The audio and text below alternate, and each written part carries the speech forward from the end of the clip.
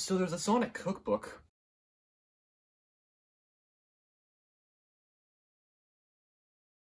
Yeah, believe it or not, there is in fact a Sonic the Hedgehog cookbook. And it says official on it. This is an actual, like, Sega approved of this recipe book for Sonic the Hedgehog. And believe it or not, this is actually a normal thing because there are also ones for Five Nights at Freddy's and Minecraft. In this book, you can find your favorite Sonic characters telling you about how to make their favorite foods, which I honestly find it very interesting that they would bother to tell you each of the characters' favorite foods. I like the attention to detail there. Characters include Sonic the Hedgehog, Miles Tails Prower, the Kitsune, Knuckles the Echidna, Omochao, Amy Rose, the Hedgehog, she's a hedgehog, Blaze the Cat, Silver the Hedgehog, Vector the Crocodile, Espio the Chameleon, Charmy Bee, Rouge the Bat, Shadow the Hedgehog, Dr. Eggman. I'm literally flipping through this entire book to find the damn characters. Big the Cat, Cream the Rabbit, Tangle the Lemur, and Whisper the Wolf from the freaking comics. And is that Marine? Something that really should be noted is that all of the little flavor text here, I believe it's called, with the characters talking about their opinions on each recipe, that was all written by Ian Flynn. If you don't know who Ian Flynn is one of the main writers for the Sonic the Hedgehog comics. So the fact that he was involved in this just makes the writing of the flavor text just extra incredible, because it really captures each character's personalities. Like, he mentions chip right here! Because the flavor text is written by Ian Flynn, we get a really good look at the characters' personalities, and we get some really interesting lore on each of them, which I absolutely love. Like the fact that Blaze is supposedly a terrible cook, or the fact that Vector and Espio are sort of like Charmy's parental figures. It also explains why Tangle and Whisper are here at all, considering they've never been seen outside of the comic books. And then when it comes to the recipes and photography of all the photos of all the food, we have Victoria Rosenthal. I'm really sorry if I got your name wrong, Victoria Rosenthal. I believe it's at the end here, if I can find it. Yeah. It says here that Victoria literally writes video game cookbooks, including Fallout, Destiny, Street Fighter, and Final Fantasy. In around half of the little character flavor text, you can see Omochao responding to what they say in like a very literal manner, which is very that's very accurate to his character. If you don't know what Omochao does, Omochao is essentially the tutorial in the Sonic games, and their entire purpose is to state obvious things, and they're widely known as the most annoying video game character in existence. For example, this Sonic one says, "I've got two constants in my life, jumping into big rings and shoving chili dogs in my face. It only makes sense to combine the two, right? Best of all, it's something that I can share with my friends. And if they're tired of chili dogs, more for me!" And then Omochao says, "Please do not try to jump into the platter. It will not warp you to a Chaos Emerald. It will only make a mess."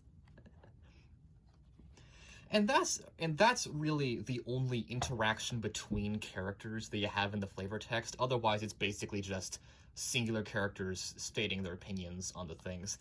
But for a few of them, you can actually see Shadow and Rouge having conversations with each other. And for some reason, they're the only two characters that actually do this in the book. No other characters interact with each other like this, just in the flavor text. It's only Shadow and Rouge. "I remember the last time you made these. The perfect warm meal while on the go. I didn't make them for you." Please forgive my awful Amy Rose impression.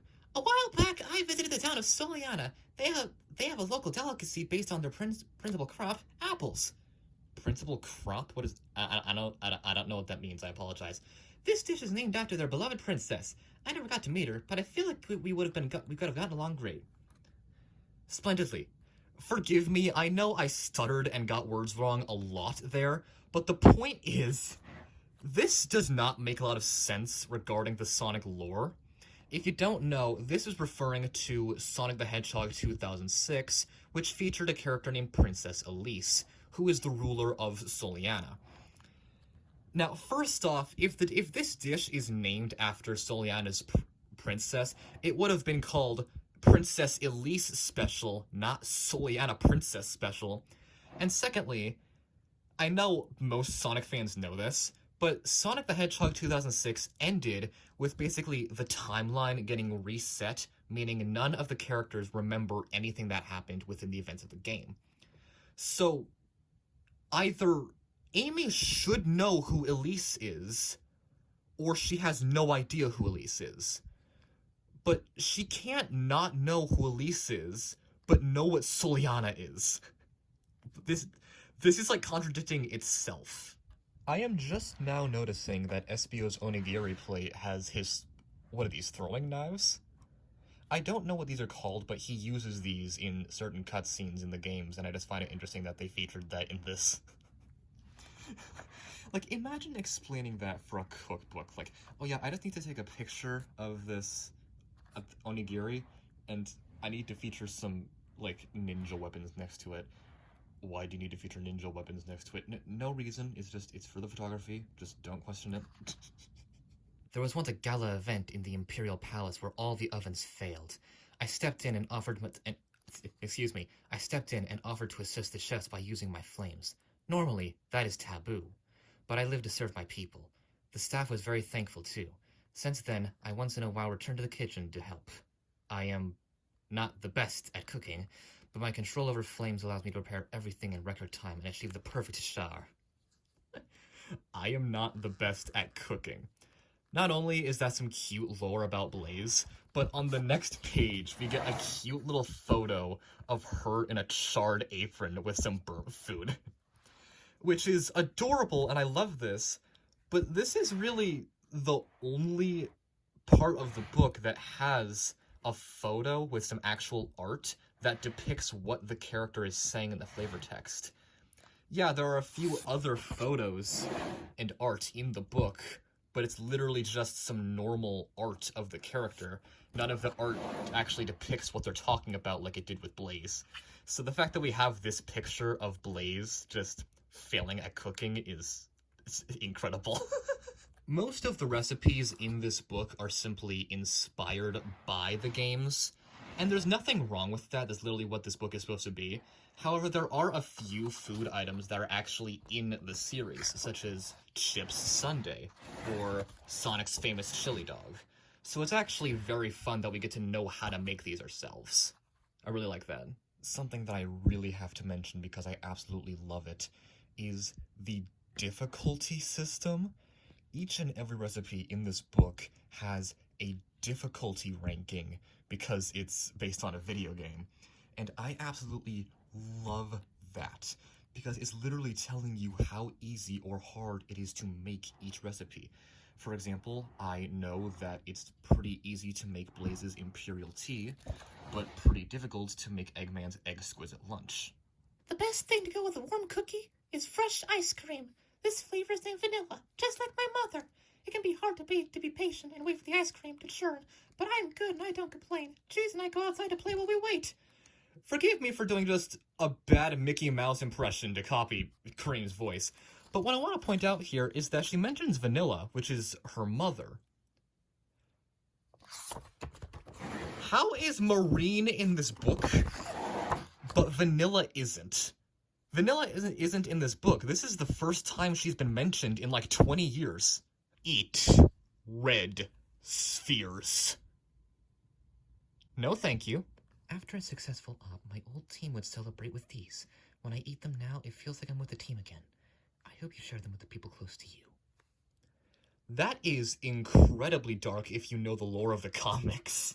Caffeine control. I seem to recall Professor Gerald enjoying these as he worked along into the night. That is also really dark if you know the lore of the games. Garden is both the captain of my Imperial Guard and a trusted friend. He dutifully looks after my well-being in all manner of ways, including my diet. I'm often so fixated on my duties that I neglect meals. So he prepares these scones as a quick means of catching up. Right, today on Southern Island, there's a bond group of blokes and Sheilas called the Coconut Crew. Super talented, super helpful, I love hanging out with them, I do. And it's partly because they serve up these munchies. Okay, so I had to look up Garden and the Coconut Crew just now, and they're both characters that only appear in Sonic Rush Adventure. So does Marine. This character only appears in Sonic Rush Adventure outside of, like, spin-offs, which makes it very interesting that not only is Marine, but both of those characters are mentioned. Because it almost feels like you need to play this game to understand this cookbook. There's subtle references to the lore throughout this cookbook. There's subtle references to the lore throughout this cookbook, but nothing that actually you need to play the games to understand. It's all pretty clear. Literally everything except the two mentions of the characters from Rush Adventure and Marine. Literally everything except those three characters make sense except for them. It really is almost as if you need to play this game to understand this cookbook. It doesn't make sense why they're mentioned without any context. Easily my favorite quote from the book: "A seaborn monarch aids the ninja's quest." Espio: "No, Amy, I don't think my dish titles are getting overdramatic. Cooking is serious business, and the recipe titles should be serious too. Have fun? I am having fun." Cream, why are you giggling? You're writing all this down? No, wait! Honestly, this book is amazing, and I think you should get it. But there is one single problem out of the entire book, in my personal opinion. In my personal opinion, there is a single bad thing about this book.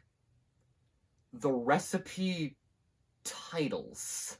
Because the book is trying to make it seem like the characters wrote the recipes, each and every recipe in this book has weird and unnecessarily creative titles that match the character's personality. For example, this regular salad is called "The Cold Gaze of the Invisible Ninja," which matches Espio's personality because Espio is canonically a ninja, I think. Or "The Master Meal Plan," for some fried chicken. The reason I say that's a bad thing is because you have no idea what you're making unless it's very obvious. For example, this is obviously a salad, and that's obviously fried chicken.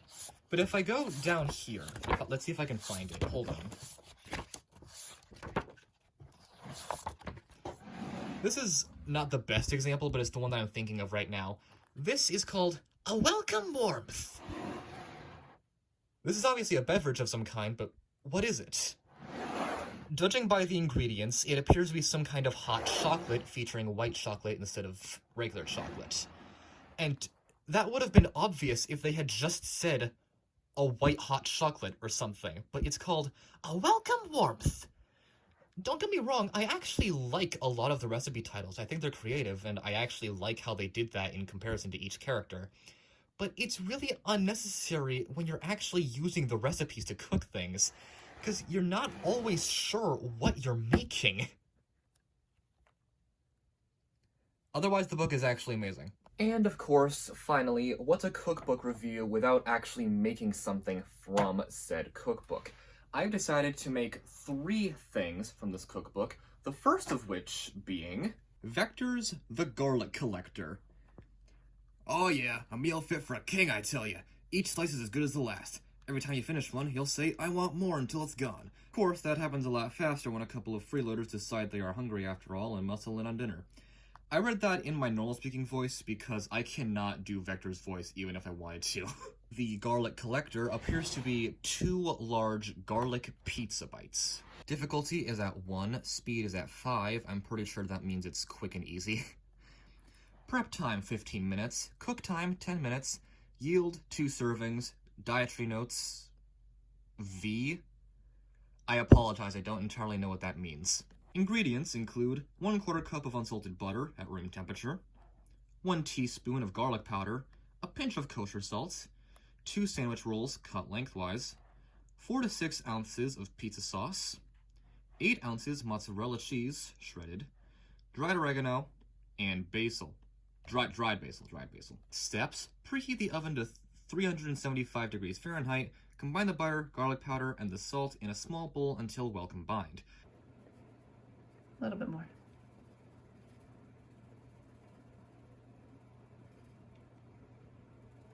That good? Probably. No, then what? Stir it. I thought Mrs. Salt was it. Sure, yeah, pinching the salt. Pinching? You have to shake in the salt? Just a pinch, yep.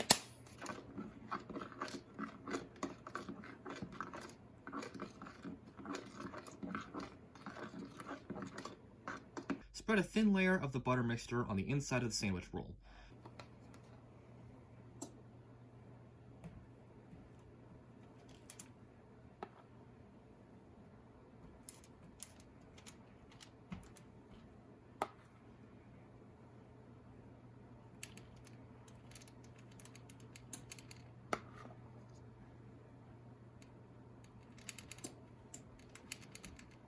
Top with the pizza sauce and mozzarella cheese. Question? Hmm? Did you wash your hands? I assume I do the pizza sauce first. Yeah, I assume so, but that's your call. You can have it upside down and inside out.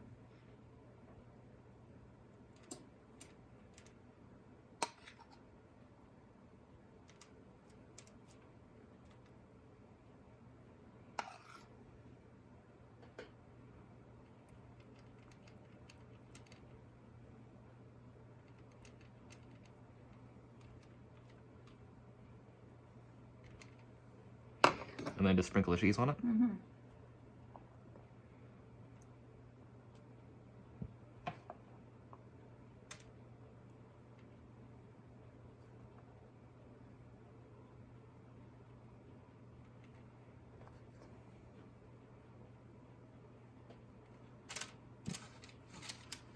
Oops.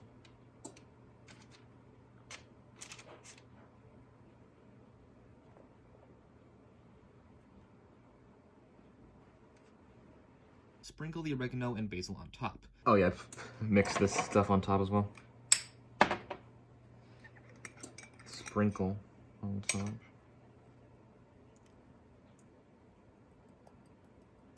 Is it shake or tap? I shake it.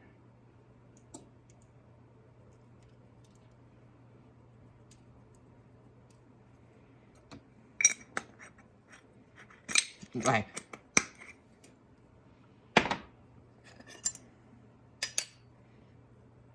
Oh, that's much larger holes than I thought.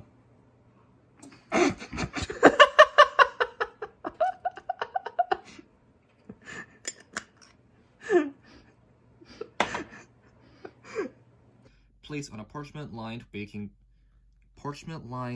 sheet and bake for 8 minutes or until the cheese is melted.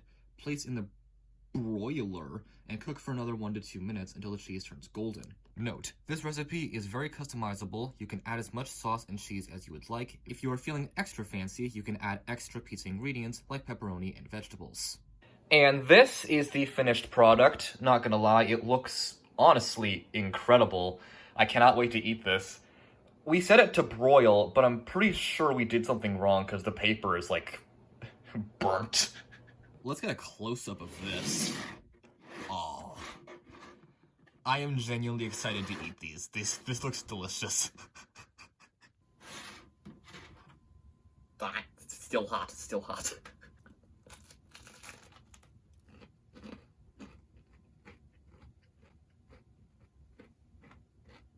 Mm-hmm.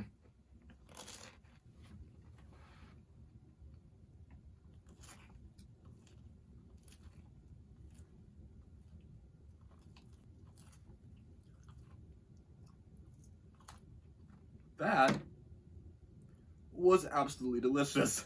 Very garlicky, but in a good way. Personally, I don't like tomato sauce that much, but the fact that because it was smeared on instead of being its own layer, like on pizza or something, made it like just there enough to be tasted, but not there enough to be like bad for someone who doesn't like it.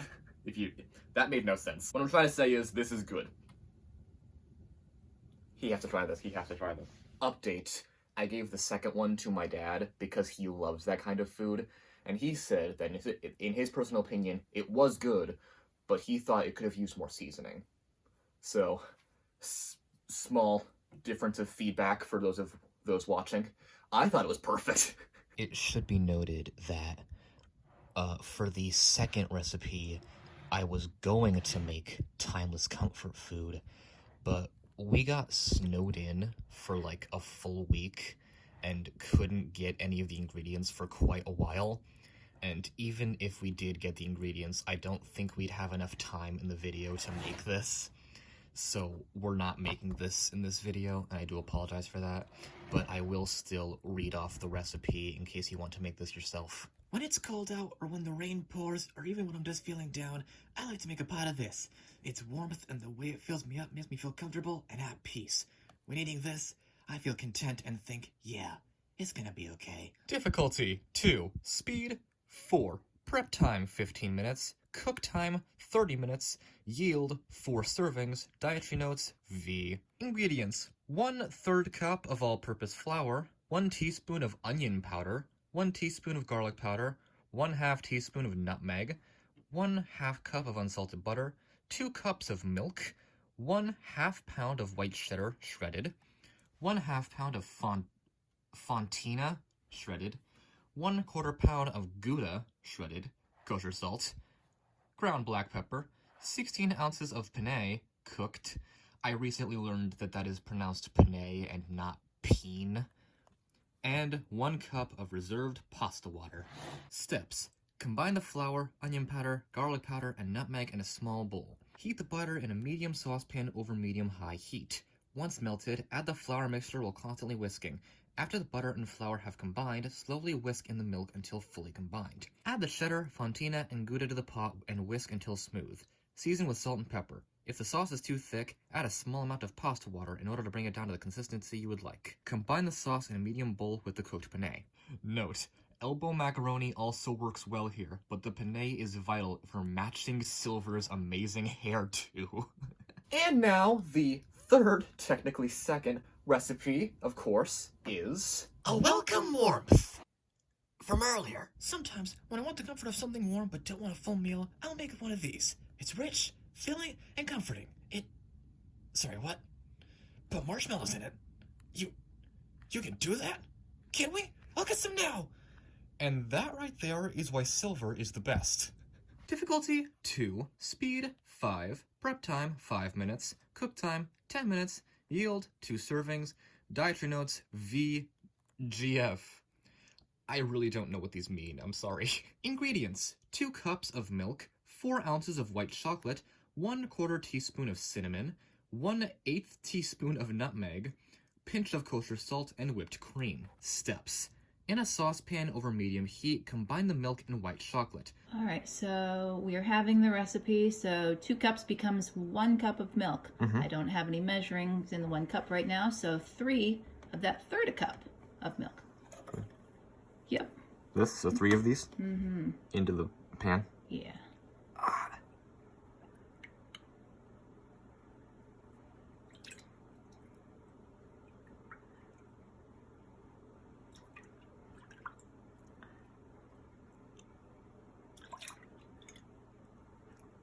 God, that's heavy.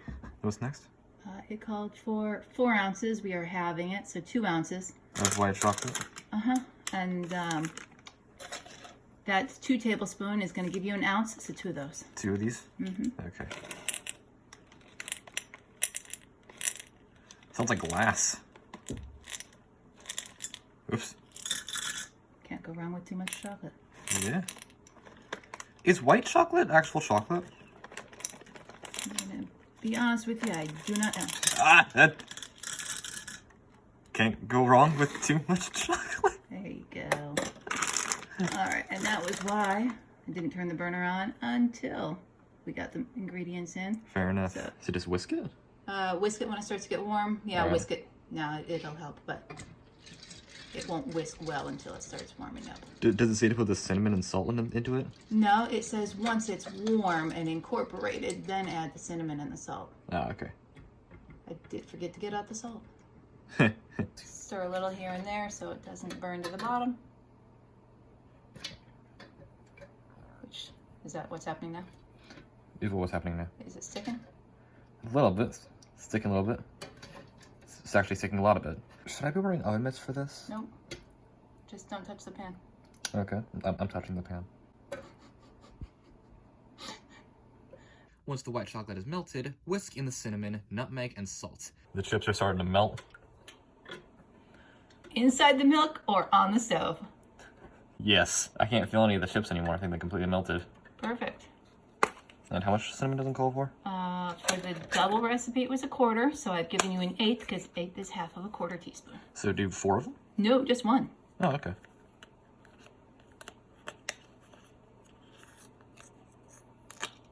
Oops. That's good? Yep. And a pinch of salt.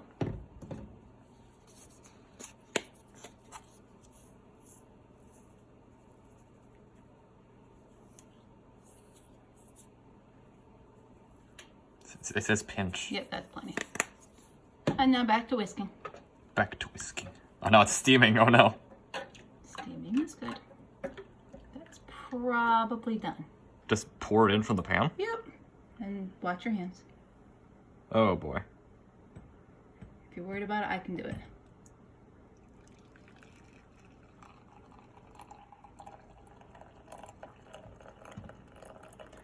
If you poured this into somebody's lungs, that's called torture. That's pretty accurate. Okay. Random, but accurate. All right, set that on the back burner. Back burner. Back burner. Back burner? Yep. Where's the back burner? Right where? Divide equally between 2 cups. Serve with whipped cream. So basically I just put the whipped cream on top of it now? Yeah. Will it not fall to the bottom? It'll sit on top.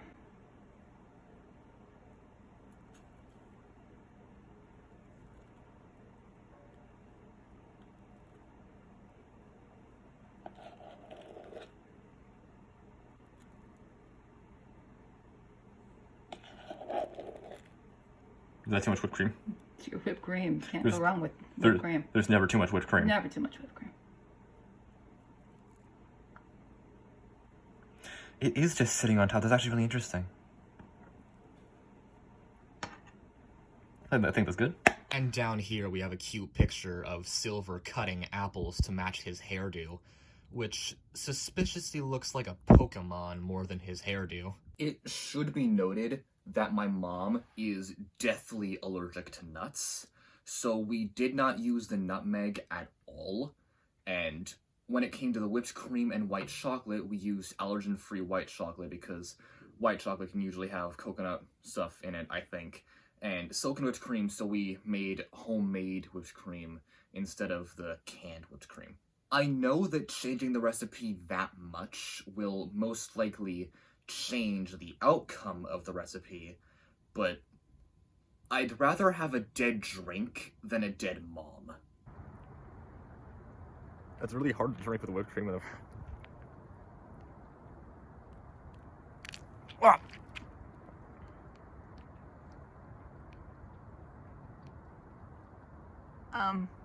Are you okay?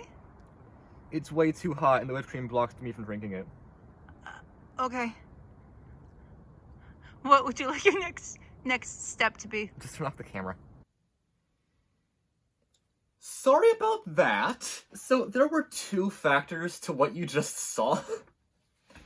First off, the reason we were outside was because it had snowed outside. And my mom was like, why don't we get a fun shot of you drinking your warm beverage out in the snow? And I was like, that's a brilliant idea. So we went outside to do that. And then there were 2 factors to what you just saw. First off, the drink is still scalding hot. I did not realize that at the time, because I was holding the handle. I wasn't touching the outside of the cup enough, so I didn't realize that it was still incapable of being touched by a human body. And secondly, this is actually like a design flaw in my opinion. The whipped cream completely takes away the spatial awareness of the drinking, if that makes any sense. I had no idea where the drink was in relation to the cup and my mouth, so I had no idea when the scalding hot drink was going to touch my lips, because the whipped cream was in the way. It was covering my entire face in whipped cream. I couldn't feel where the drink was. The drink was too hot. It touched my face when I wasn't expecting it to, because the whipped cream was in the way. I luckily didn't. This is the same drink from earlier. I luckily did not drop the cup, but I almost dropped the cup. And I spilled milk all over my jacket and my shoes. I'm not sure if I can drink this successfully with the whipped cream on top. I'm gonna have to, like, drink the whipped cream off of it, and then try to drink the actual drink.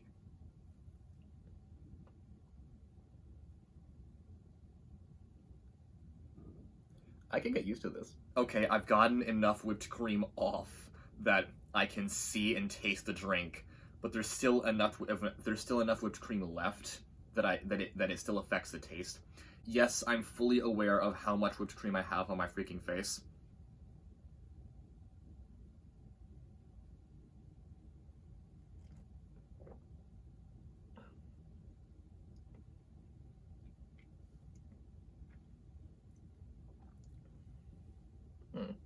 The white chocolate definitely has a big impact on the taste. I was not expecting that. I forgot what white chocolate tastes like. I was expecting it to taste like milk. It tastes like white chocolate, which is actually very interesting. It's a white chocolate drink that's actually very interesting.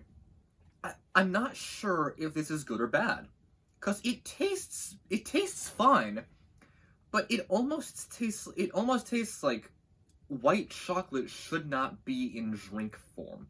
That's what it tastes like to me. Like, as a drink, it tastes fine, but it tastes really weird because it's like I'm drinking a candy bar.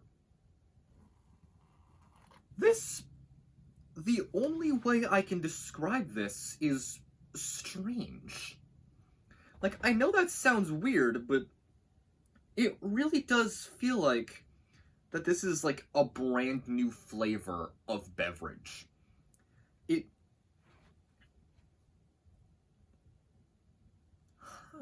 Okay.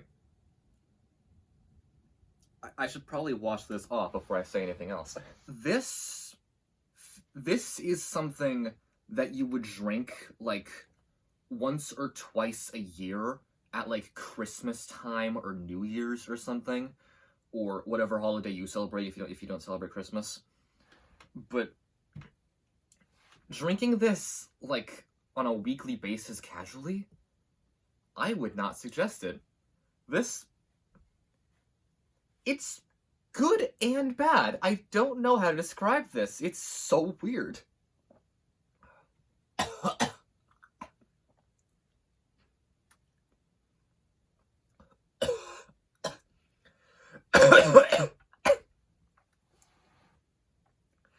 Sorry, excuse me. Went down the wrong pipe. With the whipped cream and the white chocolate, it's way too sugary. And like I keep saying, I know I keep repeating this, but I don't know what else to say about this because it's actually like very strange. It's like someone blended up one of those cookies and cream Hershey bars. Like, as a flavor, it's good, but it does not belong in beverage form. This is like confusing my brain. I would definitely have this like, I don't know, once a year or during the holidays or like my birthday or something like that.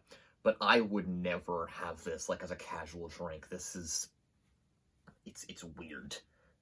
It's not good, it's not bad, it's strange. This is supposed to be a review. I'm trying to come up with ways to like actually describe what this is and if it's good or bad or not. But I just can't. My brain is like actually struggling to comprehend what I've just drunk. Drunk, whatever. The recipe itself did not say to add marshmallows to it, but the flavor text with silver did say to add marshmallows to it. Technically, it implied it. Put marshmallows in it? You can do that? Can we? I'll get some now! If I had added marshmallows to that, with the white chocolate and the whipped cream, that would have been way too sugary to actually be enjoyable. It was barely enjoyable with what I had put in, but if I had added marshmallows to that, that would have been inedible. The garlic collectors, though, they're amazing! I know this video was quite short, especially compared to most of the other videos that I do, but that's only because this is an entire book, and I'm only scratching the surface with what I'm showing you. I'm only showing you, like, like, my favorite parts of it, and talking about what I believe needs to be said about this book. Otherwise, I have barely touched on anything in this book, and honestly, I think you should get it. If you're a Sonic fan, or a cooking fan, or both for that matter, I think this is the perfect book for you. It has interesting recipes, and the character's commentary in the flavor text honestly makes this more entertaining than most cookbooks. I think this is my first cookbook. I don't have anything to compare it to. This truly is an amazing book, and I would recommend this as a cookbook. I really would. I think it's good. Make sure you get a hug today.